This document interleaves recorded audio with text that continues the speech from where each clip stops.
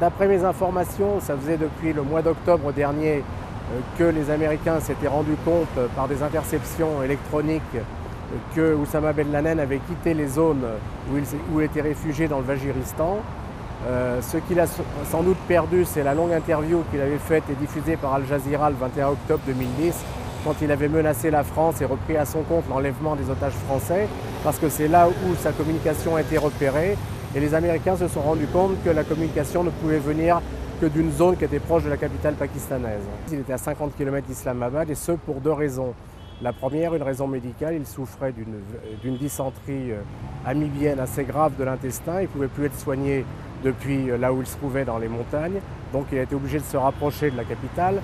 Et d'autre part, il avait eu des dissensions avec le numéro 2 de l'organisation d'Al-Qaïda, l'Égyptien Ayman al-Zawahiri, et il estimait que sa sécurité n'était plus suffisante dans les zones afghano-pakistanaises ou dans les caches secrètes d'Al-Qaïda. Le fait d'avoir tué Ben Laden à travers une opération militaire, c'était un ordre qui a été donné par le président américain. Donc pour les partisans de Ben Laden, ils vont crier au martyr et à la vengeance, et il est probable qu'ils vont essayer, soit d'une manière organisée, soit avec des gens qui vont s'auto-radicaliser, ils vont essayer de menacer les intérêts américains.